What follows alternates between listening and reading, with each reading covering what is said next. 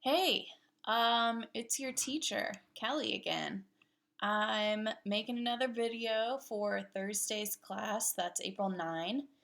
And yeah, we're gonna finish up talking about our last unit. We're finishing up talking about modes with wells, towers, everything ravaged, everything burned. So we'll talk a little bit about how fantasy works and um, I'll give you a little bit of a benchmark as to where we are and what's coming forward so you have a heads up about everything.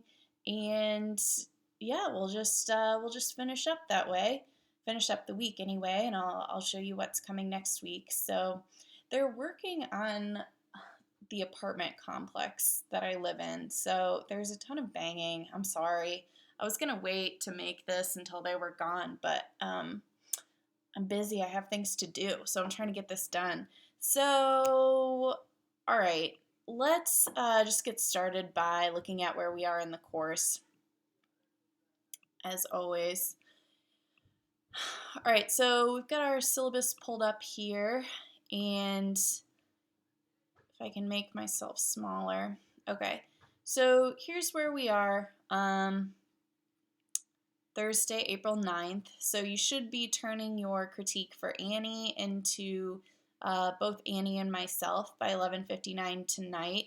And you should also be responding to Tower's story, the questions that I ask about Tower's story by 11:59 tonight. So let's look at what's coming up this next week because it's a little bit of a change. Um, you have Brennan's story. We have two stories left for workshop. We're going to read Brennan's story for Tuesday and then Caitlin's story for Thursday, and then we're going to be done. So that's what's going on with workshop, and then we'll sort of focus on getting those final projects in.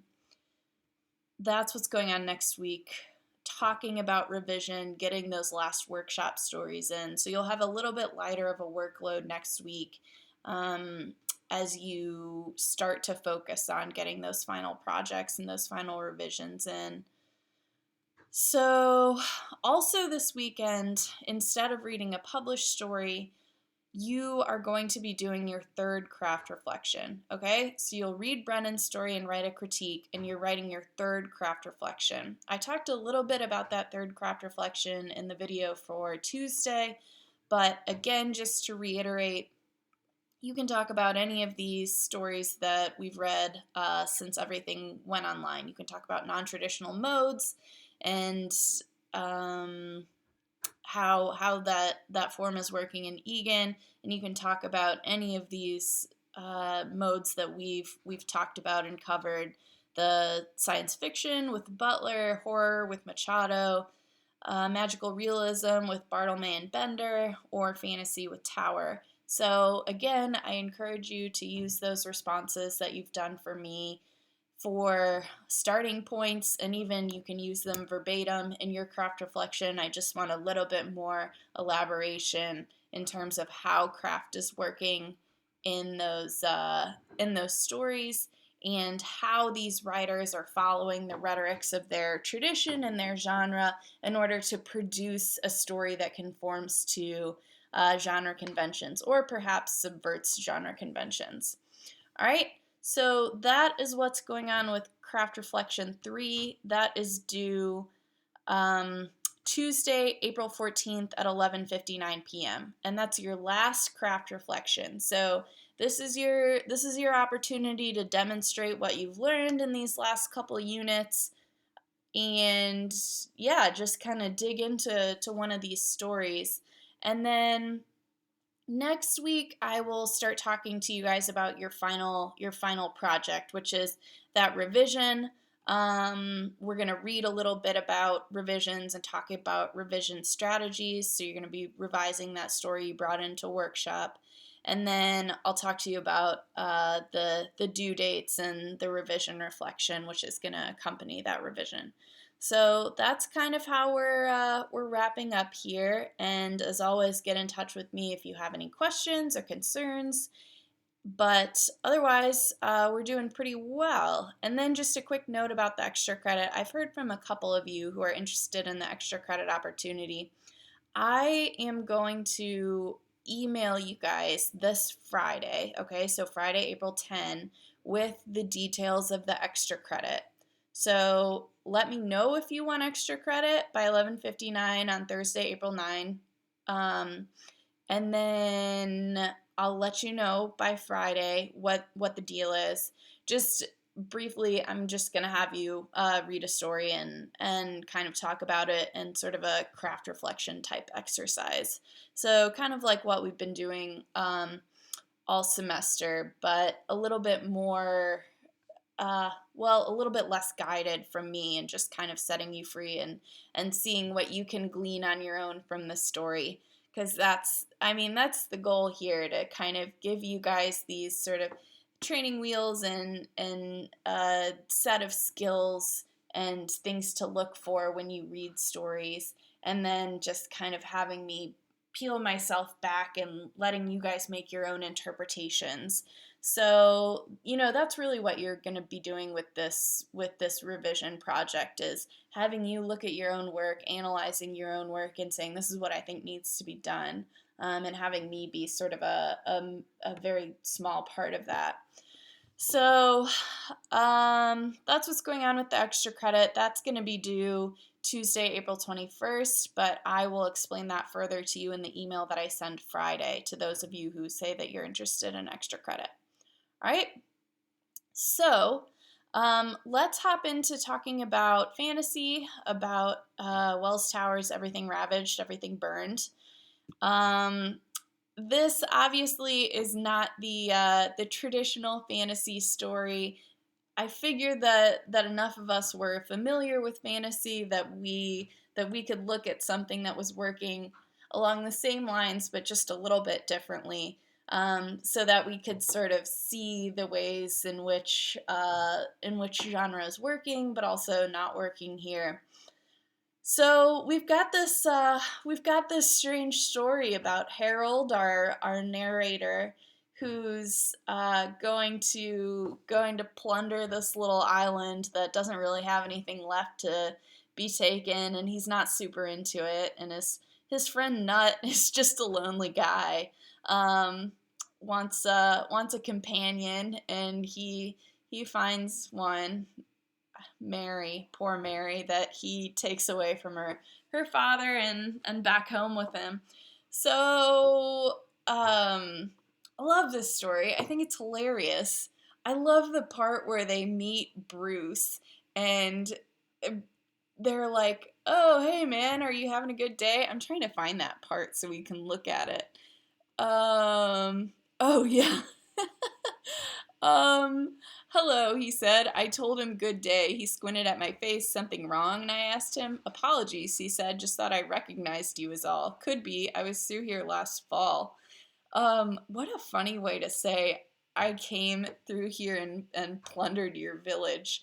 So I think the dialogue in here is hilarious. And another example is the way that it's just very modern and yeah, colloquial. So I'm thinking specifically, I made a sticky note of this quote that I loved. I want to try to find it. Okay. Oh, I don't think I can. Okay. So Nut is trying to convince Harold to go on this plundering mission. And Harold says, "Hell, Nut, when'd you get to be such a gung-ho motherfucker? I don't recall you being so proud and thin-skinned before Astrid went off to her good place." Yeah, so I just think this sort of mixing of fantasy with this colloquial language is something that's really fresh and surprising and really enjoyable to read. So I hope that you guys had a good time reading it. So let's talk about how craft is working here, other than the way that the dialogue is particularly surprising. So let's pull up our chart here. I hope you guys have been making this chart alongside me, but if you haven't, you can just see it on my computer.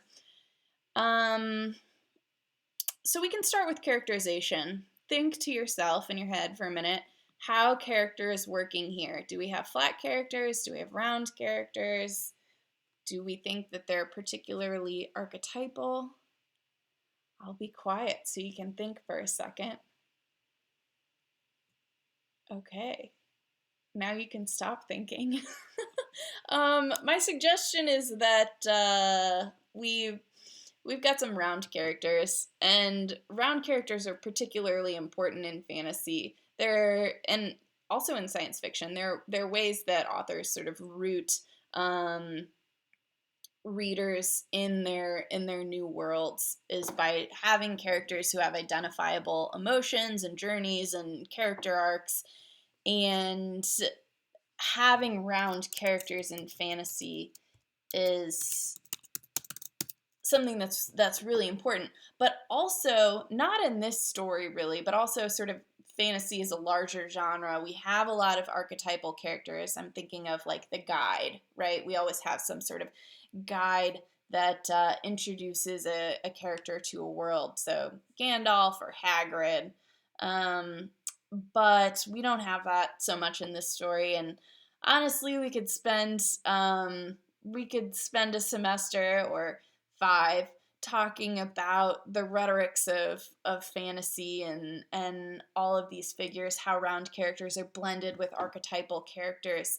But what's really important to sort of recognize about fantasy and science fiction is that authors are always trying to make their characters, and even their non-human characters, have human emotions. So just I'm thinking of BB-8, that little robot, or the droid in Star Wars, right? He has very human emotions, like when Finn sort of gives him the thumbs up and BB-8 gives him the thumbs up back.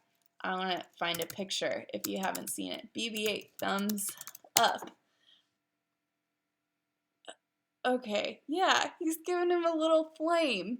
That's hilarious. But it helps readers sort of put themselves in the story if we've got these identifiable human emotions, particularly in settings and with species that are not always human. So, with our narrator Harold, we know about his past. We know what he desires, which is to be with his wife, Pila, and to make, as he says, little jits, um, which I guess is a sort of unfortunate word for children. But we know what he wants, and even the secondary characters are well developed.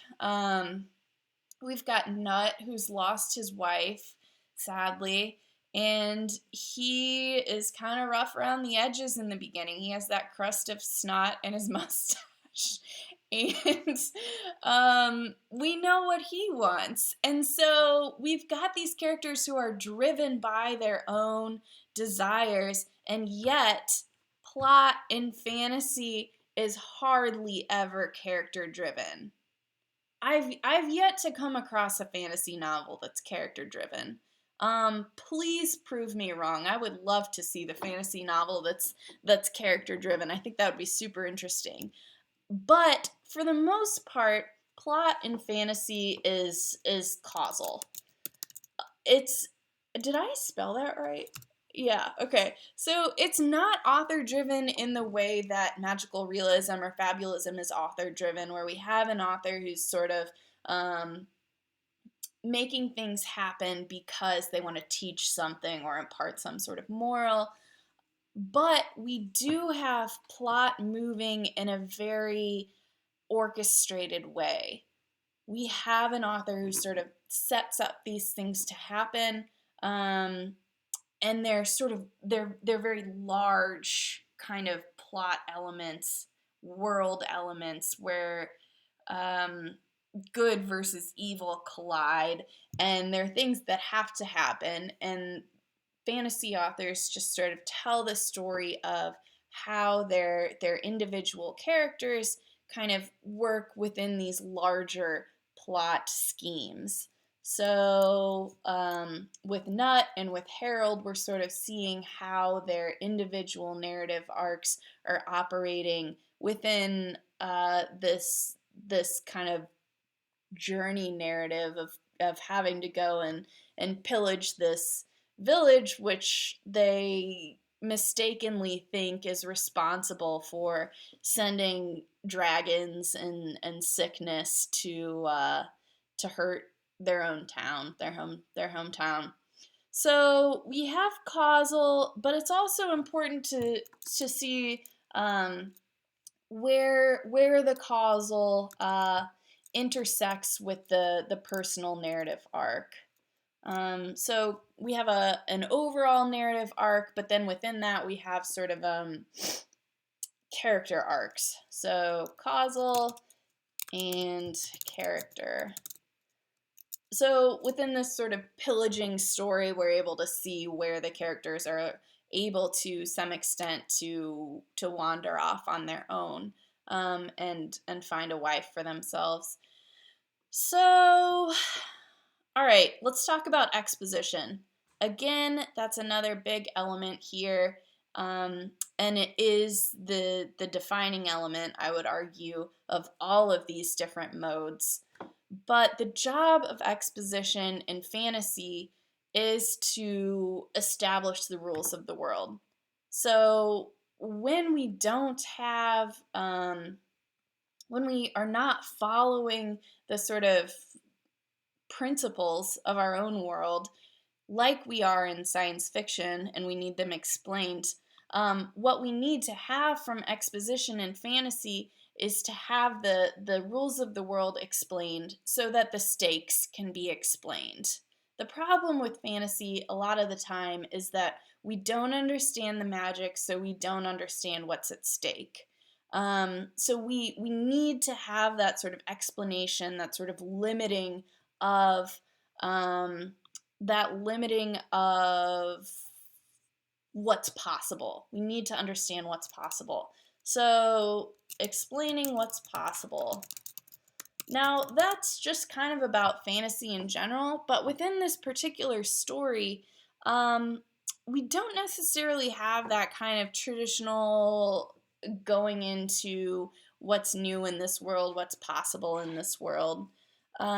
We have this offhand mention of dragons and crop blights right at the beginning, and we have it again like once or twice more throughout the story. We even have sort of this offhand mention of a spellcaster who's going with them to pillage. And so we have all these sort of offhand mention of things, but the interest of the story is not necessarily to build a new world. I think honestly what Tower's doing in this story with exposition is sort of relying on readers' previous knowledge of how fantasy works in order to build his world. But what he's more interested in, and what we get more exposition of, are these characters and their pasts. So we know more about these characters'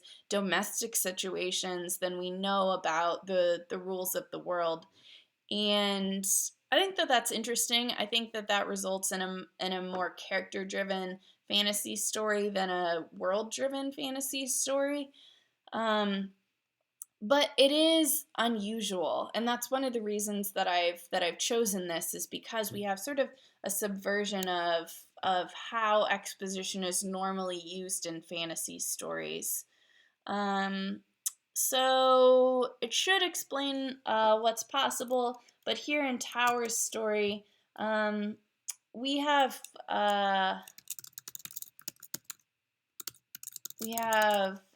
character focused exposition. All right. So lastly, the invention. Here, the invention is we've talked about how the development of like a magic system or rules of the world is not really an interest in this story. what seems to be, and this isn't really an invention, although it's shocking enough that I think we could qualify it as an invention. What seems the most sort of shocking, visceral moment in here is this blood eagle scene.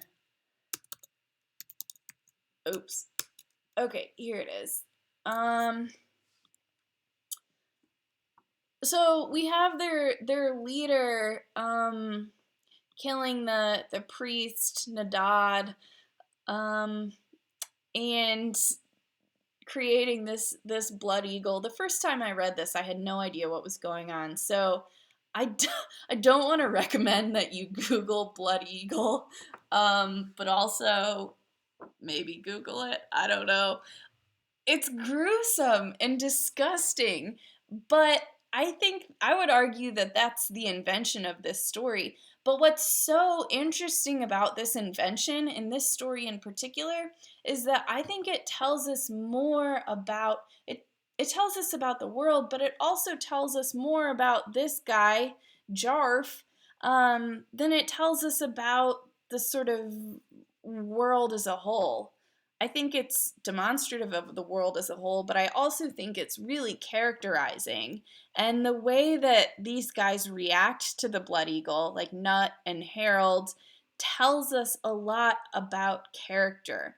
So I think in some way this is sort of placed in the story in order to characterize, which I think is really interesting. And it's also super disgusting. So invention in fantasy usually has to deal with this, the new rules of the world. That's not necessarily what's going on here, because I think this story is interested in character, and so you can kind of fill in whatever you want here. In Tower's story, invention of Blood Eagle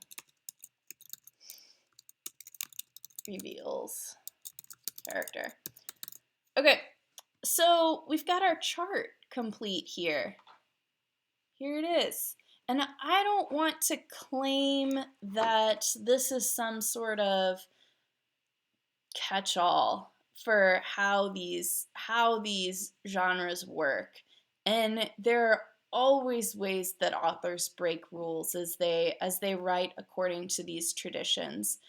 But what I wanted to illustrate through this unit in a super surface level way is how all of these things that we've been talking about all semester are manipulated to produce different kinds of stories. And there are an infinite number of ways of telling stories.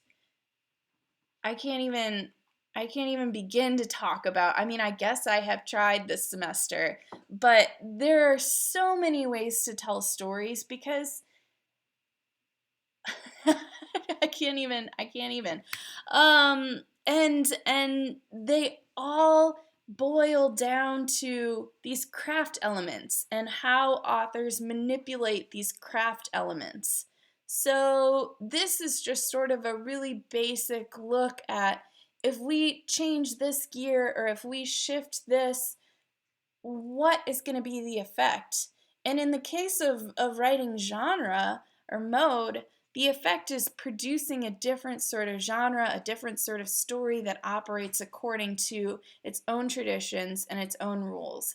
And understanding those rules helps you write that sort of story, but it also helps you know how to sort of subvert those rules to create something new or to suggest something new.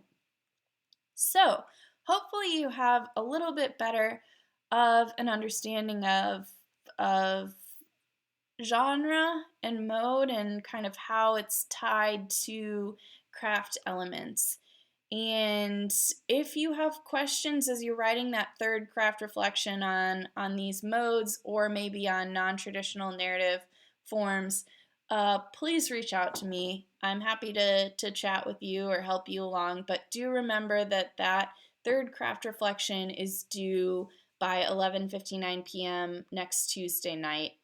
And also this weekend, you'll be reading Brennan's story and writing a critique for Brennan's story.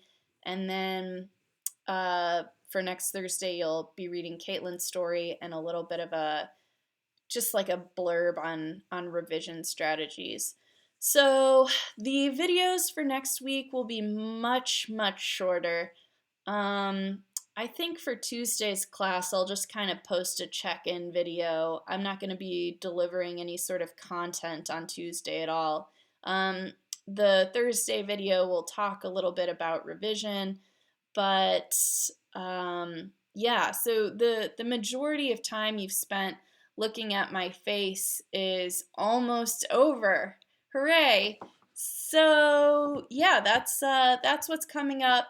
Don't fret about your revision yet because you don't want to borrow trouble, and you don't need to think about it until next week. So breathe, kind of chill out. I'll send you the details of the extra credit if you've emailed me and expressed interest in that. Otherwise, I will post a little check-in video next Tuesday.